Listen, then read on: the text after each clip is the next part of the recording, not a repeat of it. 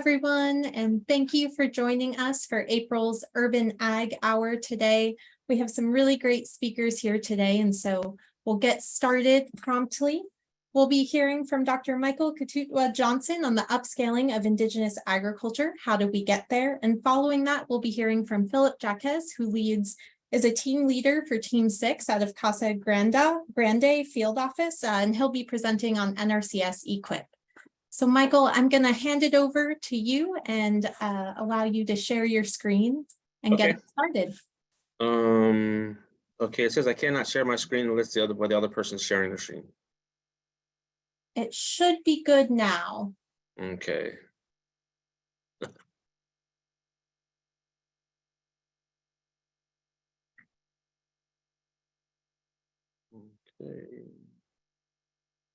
Okay, share.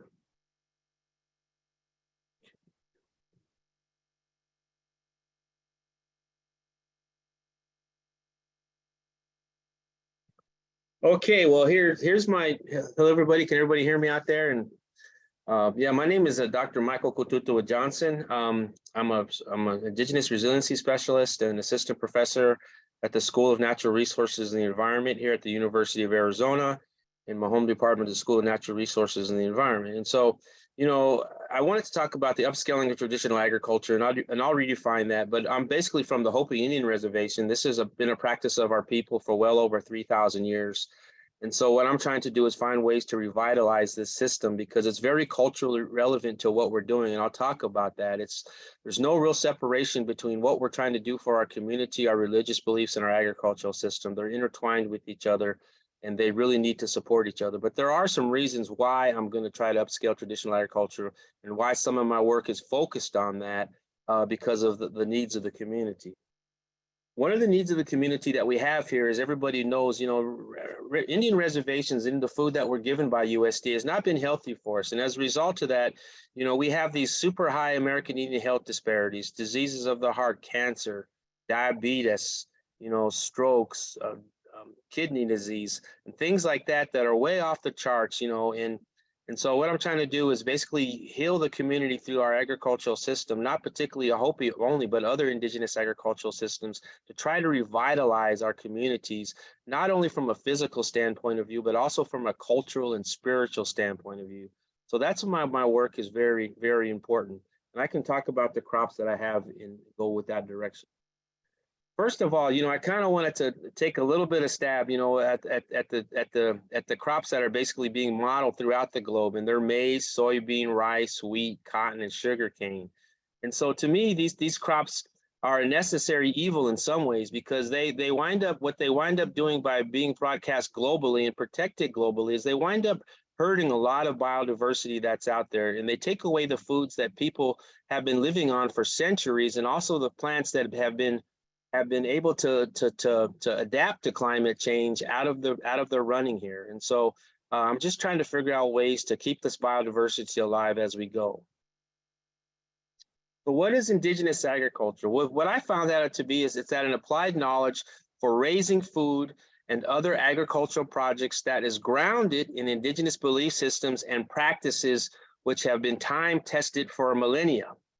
Now, I just talked about the crop modeling that I've seen up there, but the knowledge that I understand only goes back so far, where you have the indigenous knowledge and their cropping systems go back for centuries. And so the knowledge that we have to work with is broad and vast. And it's only been recently that we've been allowed to call what we do as science. And I can explain a little bit down the line of why that's important to call our cropping system a science and not just some kind of folklore agriculture that's often been talked about. So why is this important? Well, first of all, you know, indigenous crop and seed biodiversity, you know, there's been a recent study by the IPBS that says that indigenous people protect 80%, now 80% of global biodiversity on a mere 25% of the planet's land with less than 5% of the world's population. And that 5% of the world's population happens to be indigenous. So what is happening to that 80% of global biodiversity? How come it's only limited to basically and being stewarded by the indigenous people in the globe? You know, that's a question we all need to ask ourselves, but that's very important. Biodiversity is very important. So why is it important? Because biodiversity, without true biodiversity, you have no true sustainability. Now, Hopi in the Southwest have been farming in this area for over 3,000 years, and I'll explain to some of the things that we've been doing. But I kind of wanted to show the vitality of indigenous seeds versus those seeds that are often used in the crop modeling that I had just demonstrated, what they call genetically modified organisms. And so if you can see the seeds on the left and see the seeds on the right, you know, the Hopi seeds are doing a lot better. They're able to not necessarily adapt to, I'm not doing an adaptive thing, but I just wanted to show the vitality of our seeds when I did a cross comparison for people can see on the photograph. And so I wanted to show you that. And so as a result of that, you know, you have these extremely high drought tolerant crops at Hopi. You know, our corn receives only 6 to 10 inches of annual rainfall a year, and on other crops the same. Only 6 to 10 inches of annual rainfall a year. And why is that important? Because we don't irrigate, we don't use pesticides, we don't use herbicides. It's community-based, but it's important because as we've learned to how to work with the environment in order to basically have a crop. Now, we don't always have a crop every year, but we have contingency plans to deal with a crop that we don't have. But if you can see the picture right now, you can see how cracked the ground that is, but look at how vital the crop is. Look at the crop there and look at, you know, some of the techniques that we use to sustain that type of crop in this arid environment where we're from. Because to raise things in this environment is tough, it's challenging, it's labor intensive, but it's also pulls on our faith, which is a key component to raising crops in this environment. So, you know, also these indigenous crops, and people tend to forget about this, but most indigenous crops are place-based. That means they've adapted over time through all the different environmental fluctuations to grow and thrive in these areas. And an example of that would be if you look at some of the pictures on the left and the right, it's the same crop, the same varieties, one's taken 100 years later, but look at the management system of that. It hasn't changed in 100 years, and I can bet it hasn't changed in over 1,000 years because it works. It works in that environment. We're talking small scale agriculture. We're talking 1 to 2 acre plots that we're able to manage and not manage. You know, my grandfather was telling me we can't grow an area that's bigger than what we can manage because we'll wind up wasting a lot of things and we'll wind up hurting the area that we live in. And so I just wanted to show you a demonstration of the continuity of what I call Hopi crops in the arid Southwest. So what are the benefits of this type of practice? Well, the benefits, you know, first of all, it helps reduce obesity because of the work required in nutritional food that's produced. I'm going to be doing a nutritional analysis here at the University of Arizona, and I'll explain that in a little while. It reinforces family culture because everyone is involved in the process. Everybody from the little kids to the women, especially the women, because they are the ones who are the geneticists of our Hopi society. They go meticulously and look through those crops every year and choose and look for traits to pull out the ones that they need to plant the following year. So it also stabilizes families and communities so no one goes hungry. When you come to the reservations, a lot of times you don't see homeless people laying around. You don't see, you know, senior care centers where people are housed. So we still take care of our family. And it also, they're environmentally friendly because we only use 1 to 5 acres and we have no pollutants like nitrogen, our soil amenities like nitrogen, potassium, and phosphorus. And we don't use any herbicides and pesticides. So a lot of it's managed by hand, which is difficult, but that's what you have your relatives for to help you out with that. And it also increases the concept of sharing. And when I talk about the women, they're the ones who take the crops. They own the fields, they own the harvest, and they distribute it properly so that everybody has something to eat. And also the most important thing is that you have to learn a real respect for the land and what it provides. Because if you overtax the land, it's not going to produce anything and it's going to become a true desert with nothing able to grow or survive in that climate at all. So when I talk about the cultural revitalization of the thing, I'm looking at this particular photograph, and you can tell this thing was done, this petroglyph was done probably around 1300 AD, but it basically shows our pathway to sustainability that is done through farming. You know, before we had ceremonies at Hopi, we were farmers. The ceremonies just merely enhance and act as a disciplinary mechanism to make sure that our farming practices continue until this day. So what this is telling us that this square represents today's world, and that a lot of people, even my own people, and also other people will take this more short-term approach and go up this crooked staircase that in some ways represents modernity, and eventually their path will end. At the bottom, you'll see a traditional Hopi farmer with his planting stick going through his field, and his line goes off the chart until the next world that may come along. And so, but the thing that's important about this, and the thing that I fit in, is that line that connects the two, right where all the men are grouped at. If I can bring people down to my own level and have them help them reinforce their own values, their cultural belief system, they're going to go a long ways, and they're able to overcome some of these environmental fluctuations. And like I said, culture and belief systems is at the backbone of all indigenous agricultural systems that are basically successful, because they have that enforcement mechanism that's involved and necessary to not overtax the land and have a stewardship approach to the land rather than one of extraction.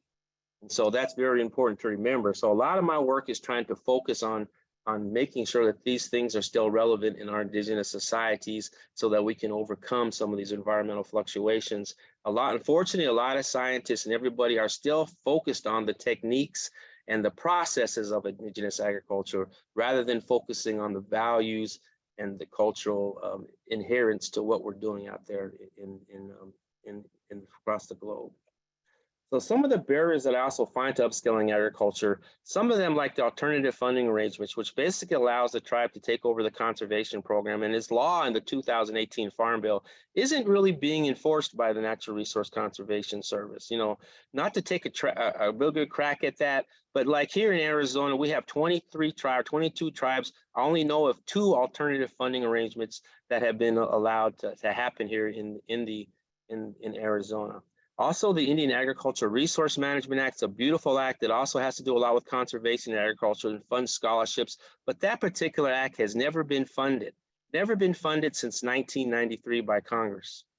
Bureau of Indian Land Affairs status maps, those are maps that are very important when any kind of agricultural management is talked about, but those aren't really being shared with the tribes like they should be. So we don't know who owns what. We don't know what's going on some of the land that's been what they call allotted.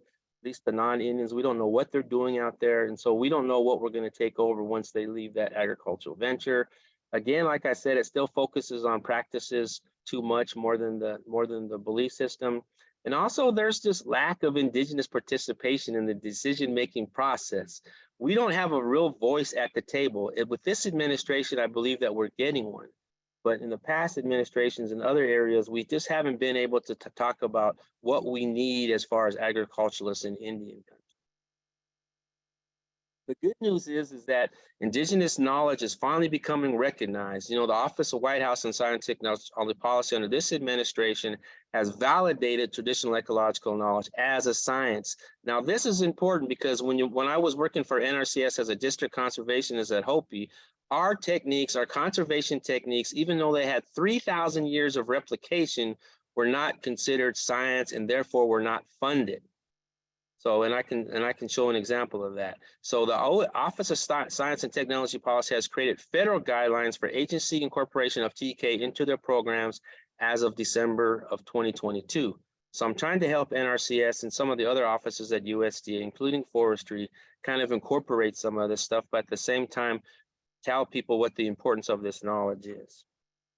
So one of my things that I'm also working with the philanthropic sector is that, you know, the philanthropic sector is going to have a tremendous impact in Indian country as I bring them on board. But what I want to make sure is that the evaluation mechanism used, and a lot of mechanism used, follows this Western linear approach. We really need to ask the community, the tribal communities, what their value of success is, because by that way, we're able to have tremendous more amount of impact than we are just looking at quantifying numbers and data and things like that. And so this is kind of an evaluation of how this one particular community up in Zuni is able to use this mechanism to not only receive funding, but to also enforce the good things that make their community a community.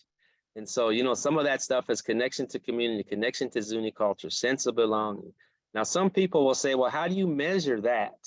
You know, you have to go out there and look, you know, and, you know, some of that stuff is not really quantifiable, which makes a big difference when it comes to funding. But you need to really look at what is going to be the impact of what you're trying to do in the community so that you can see it on the face value of what's out there. So when I'm talking about upscaling traditional agriculture, this is some of my research that I'm doing here at the University of Arizona. It's this holistic and approach and current research at the University of Arizona. First of all, I'm developing a process to make sure indigenous communities can benefit from research done here related to indigenous seeds. Now, some might call this personhood, but we're not really looking at that. We're just making sure that if we're going to do research on indigenous derived seeds, just domesticated plants like corn, beans, melon, squash, and so forth, we need to make sure that it's treated as human subjects in some way so that the communities will benefit from it. And also the communities will give the approval in the process if done so. Because in the past, unfortunately, a lot of stuff that was taken from indigenous people throughout the globe was basically patented, trademarked, and all that money went to those corporations who did that work, and not anything, if at all, went back to the original knowledge keepers, the original data holders of this precious knowledge. So how am I going to do this in the United States? Well, I've got a paper coming out in the Georgetown Law Review, and I'm asking this question: are seeds cultural patrimony under the Native American Game Repatriation Act? Because if they are, and I'm making the case that they are, that the intellectual property rights will go along with that, because we're talking about rematriation of the indigenous seeds throughout the museums, even at USDA, to make sure that we're able to have a full benefit of those intellectual property rights, to make a claim that anything that's done now, and it comes up with a new idea, that we're able to make a claim that's, hey, some of that money maybe should go back to the indigenous communities. And so for what I'm also doing right now is I'm growing out seeds for the upscaling of indigenous agriculture. So I'm increasing the scale. I'm trying to make it bigger as far as I'm concerned. And also this nutritional analysis of traditional foods is very important. There's a proposal rule change at USDA when it comes to the nutritional program over there. And so that I'm able to use that in order to create leverage, in order to look at the nutritional analysis and what makes these crops so nutritional, and then maybe find substitutes while we're still doing these analysis to put back into USDA commodity food boxes and everything like that, that are healthy for our communities and not something that's going to get us sick.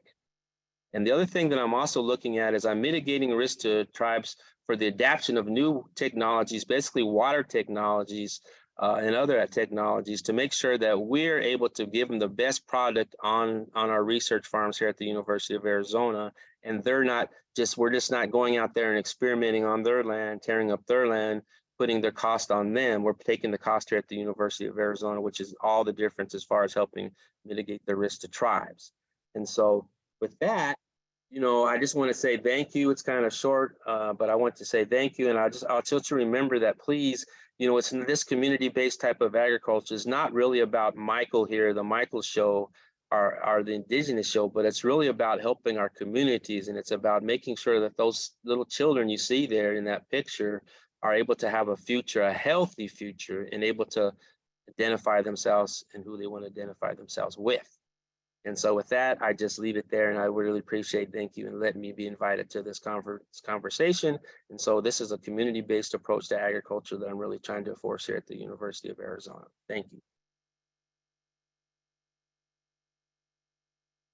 Thank you, Michael. And we will have time at the end for a Q&A session with both Michael and Phillip. So now I'm going to present Phillip Jacquez to speak on EQIP. Thank you, Colleen. Just let me set up my screen.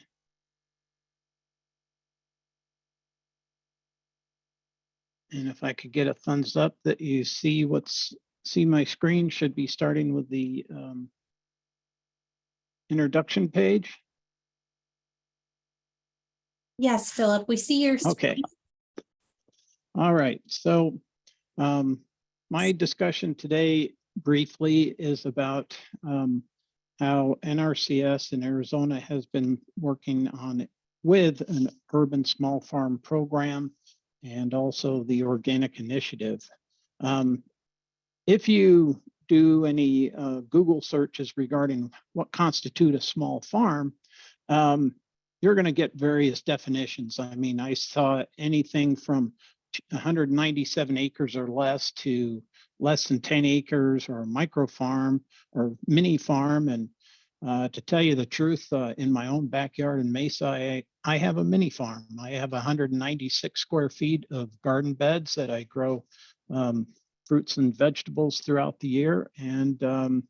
But it's for own personal use. It's what we call a kitchen garden. So, and there's even within USDA Farm Service Agency, they'll look at a farm as big as 1/100th of an acre, and that's 325 square feet. So there's going to be various definitions, but I'm going to talk about what some of those resource concerns might be out there and some of the conservation practices to address those resource concerns.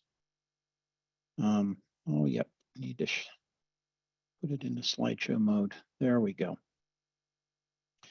So first of all, I want to reiterate to everyone that's listening is that any of the programs through USDA, NRCS, Natural Resources Conservation Service, technical assistance and financial assistance are voluntary. So we're not going to come running to you and say, hey, we've got this great program for you.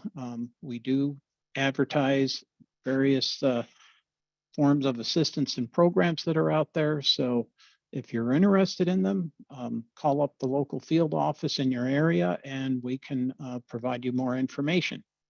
But basically, if you're interested in assistance and potential financial programs, we go through a planning process with you one-on-one, and we ask you, what are your concerns? Do you have issues with production, water issues, or could it be soil related, problems with air quality or erosion, issues with plants or animals? So from that discussion, we'll go out and do some site assessment and what's called a resource inventory. And we will identify the potential resource concerns with you.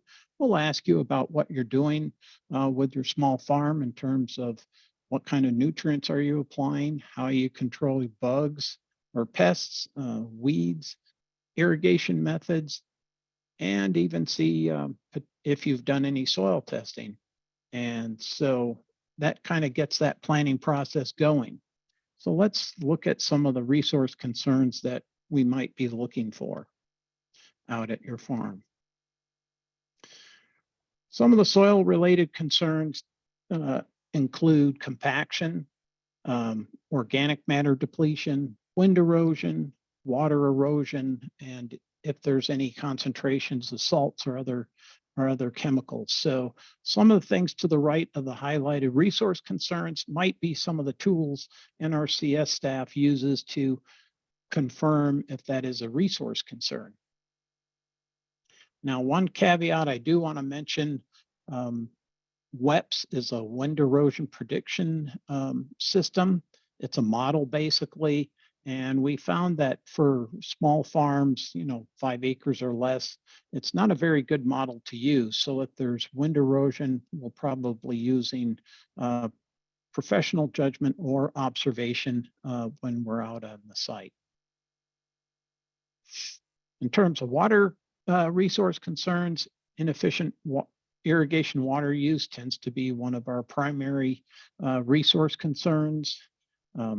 If there's any pathogens or chemicals from manure applications or biosolids, salts transported to surface or groundwaters, and again, petroleum, heavy metals, or other pollutants transported to surface and groundwater.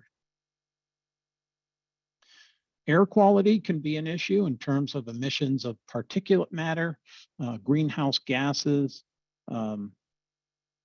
old diesel engines, whether they be on pumps or tractors, open burning, chemical pesticide drift, issues from nitrogen fertilizer denitrification, or dust from field operations.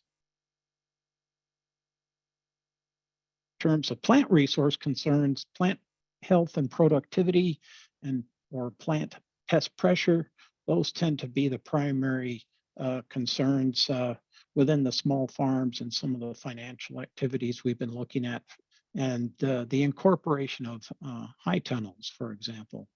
Excuse me. As for animals, We are interested in looking at potential pollinator habitat along with terrestrial habitat for wildlife as well.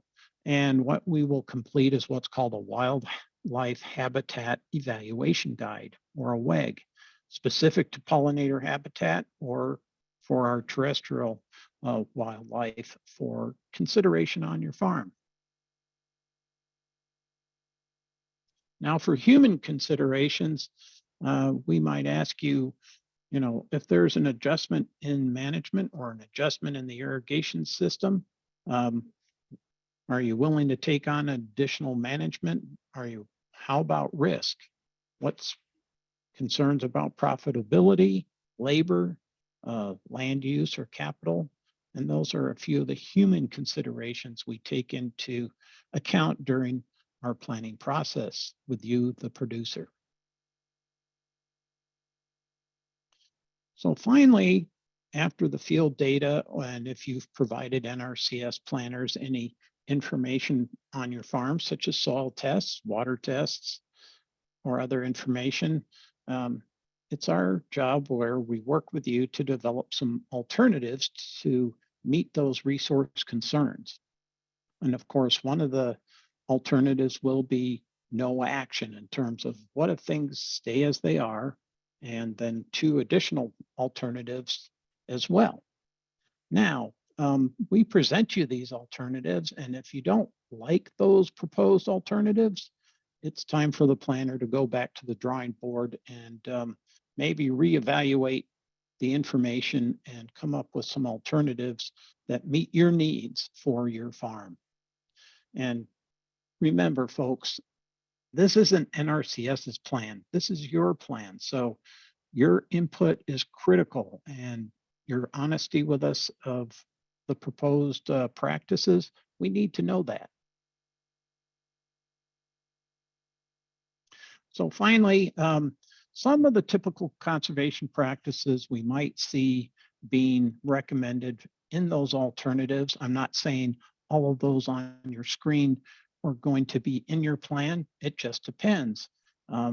If there's an issue of soil health, we can look at soil health testing, composting, just to name a few. High tunnel systems. Most recently, NRCS is looking at low tunnel systems as well.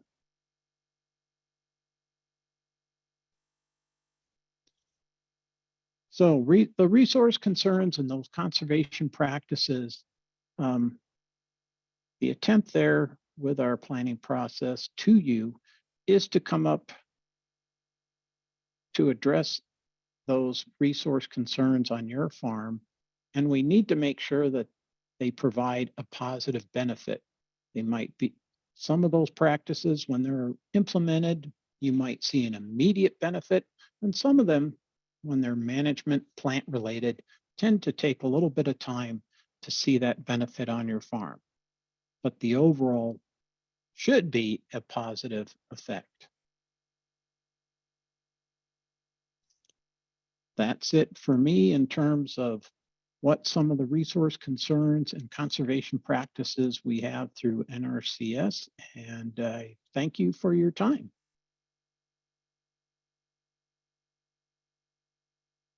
Thank you, Phillip. So we do have a little bit of time now to dive into questions and answers, and really quickly before we do so, I'm just going to pop on the screen a survey, and this will really help us to evaluate the best way to do events for you in the future like this one. So I ask, please scan the QR code, put that link into your browser, and tell us what you think of this event, what you want to see in future events. I'll just leave it up for a couple of minutes. And as I said, we really appreciate you taking the time to fill out the survey and let us know what type of content you would like to see and how you enjoyed this experience today.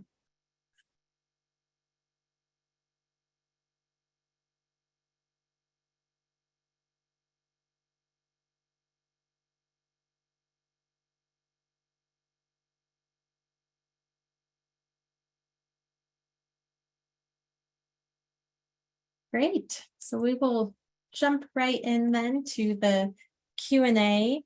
I did see one question in the chat from Marshall. Let's see. Michael, I believe this one is for you. Can you talk a little bit about production practices without irrigating in a conventional sense? Well, you know, our system, if you look at our agricultural system, you have to throw out everything you imagine about what agriculture is, you know, because we're the outlier of agriculture in America. I believe that because all of our system, all of our techniques are designed to conserve soil moisture because we have a limited amount of that. And so because we know our areas so well, and because the planting depths range from sometimes, at least with corn, range from 6 inches to 1.5 feet deep, which is nowhere to be found in the rest of the United States, especially in the Corn Belt, we're able to overcome many of these environmental challenges. So there's a lot to learn from us, but we have to look at also what is the end goal of what we're trying to do. For us, it's about subsistence, survival, cultural revitalization. It's not about economics. You know, and so we have to look at that. So our management practices work best in our area. And so I can't transfer the same type of approach down to Phoenix or Yuma or any place like that, because that's not the same environment. It's a different environment. But our best practices work great in our area. And so those are the kind of things that I'm trying to have NRCS support as far as being our farming. They need to support us and not try to change us on how we farm. And when I was a district conservationist up at Hopi, I learned firsthand that I'm not going to put a cover crop on my field, you know, because it's going to take the soil moisture. And I tried to explain that. I love NRCS. I was a district conservationist. I worked for them. They are very helpful, especially the EQIP program and the conservation security program. Very helpful, stewardship program, I mean. But, you know, for our area, it's different. But our techniques are designed to conserve soil moisture. And so that's why I don't have to use any water or any irrigation in our area, because these techniques are proud and tested. 3,000 years of replication, folks. 3,000 years of replication. It becomes fantastic if you look at it that way. And so I'll just leave it at that. Thank you so much. We have a question for Phillip in the chat. It says it's difficult to get funding for an urban farm if you farm at your place of residence. Will this change in the future? Good question. Back in 2019, when the High Tunnel Initiative was released or rolled out, one of my first customers that put in a high tunnel happened to put it in their backyard. So I guess the question is going to be, was it with respect to establishing the farm record or actually going through the application and ranking process specific for your small farm? So, but I can say it can work, and it does. So I would say keep trying, or if you have few further questions for me, contact me directly via email or phone. Great, thank you, Phillip. Michael, Nick is curious on your approach to weed control, or if you control weeds. Yeah, I mean, our you know, a lot of it's done by hand, but because of an acre is quite of a thing to hoe, so we've taken which they call the sweep or the cultivator.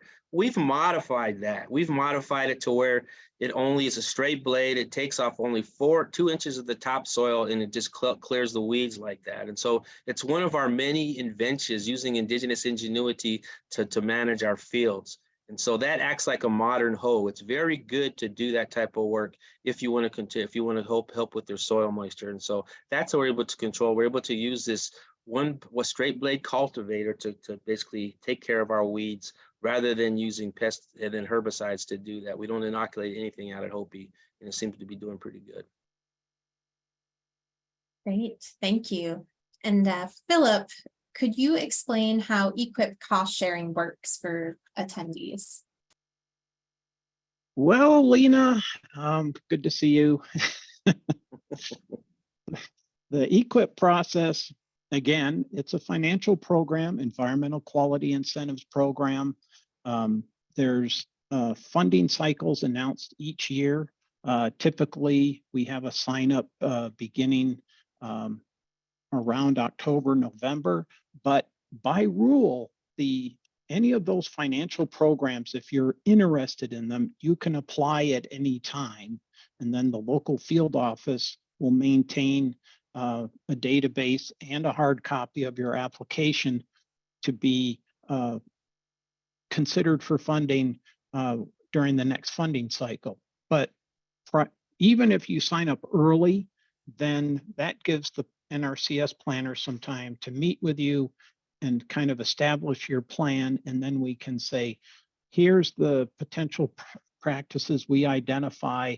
And then we can give you an idea what potential reimbursement you can receive from NRCS when you implement your contract.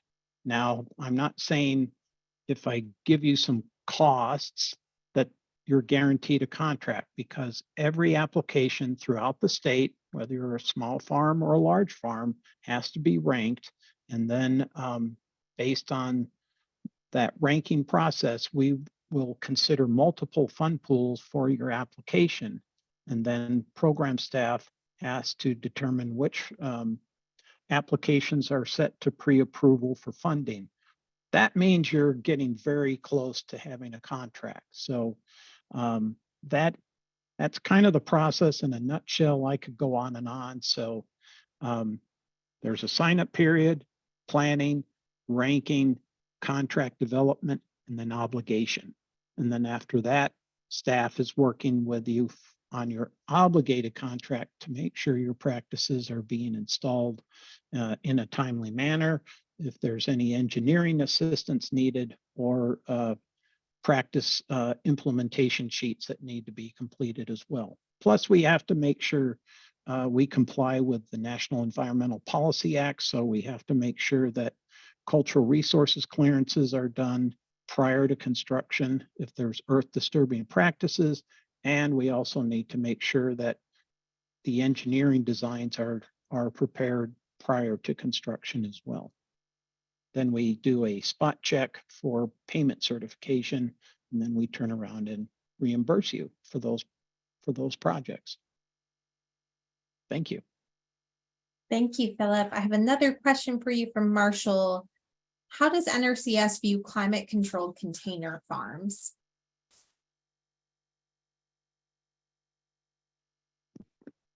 Climate-controlled container farms. Are you kind of saying it's the same thing as a controlled greenhouse? Our urban small farm program is still evolving. Our Office of Urban Farming out of Washington, D.C. is coming up with multitudes of various practices every day. So if I can get Marshall's information, I will get back to him specifically on that one. But right now, I can't answer that question for you. Great, thank you. Do we have any more questions that folks would like addressed? Great. I will pull up the survey one more time, and I just want to give a big thank you again to Michael and Philip for sharing your time with us today and giving us an interesting hour where we got to cover different topics. So thank you very much. We appreciate both of your time. And I'm going to share that survey one more time so that we can hopefully gain your feedback.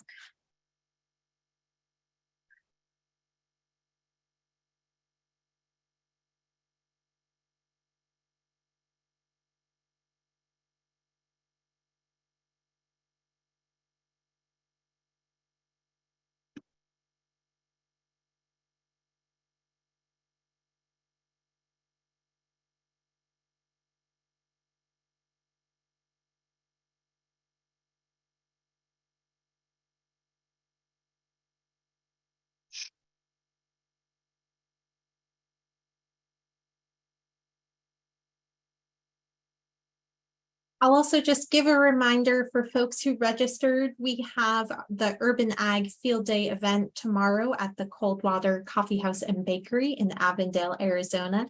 So if you registered for that event, we look forward to seeing you there at 10 a.m. tomorrow on the 27th.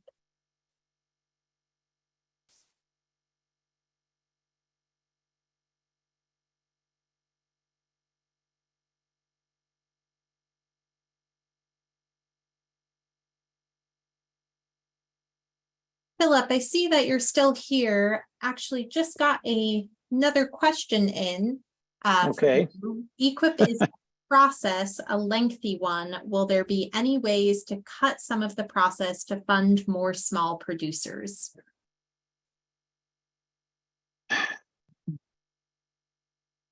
Well, one of the biggest barriers I've seen is we have interest by small farmers and in urban situations. And we know that some of the process, even to establish a farm record, can be time consuming. I would say to kind of reduce or streamline the process is, even as you're establishing your farm record, I would encourage you to work with your local NRCS office to develop your conservation plan. So then it's an easier step into the EQIP funding cycle. But these funding cycles are set by our program staff. So typically they're giving us, I mean, there's 26 field offices that have to rank applications, and we're averaging 400 applications statewide each year. So some of the time frame we can adjust, but if certain pieces are in place, then it definitely can go a lot quicker. Thank you for that.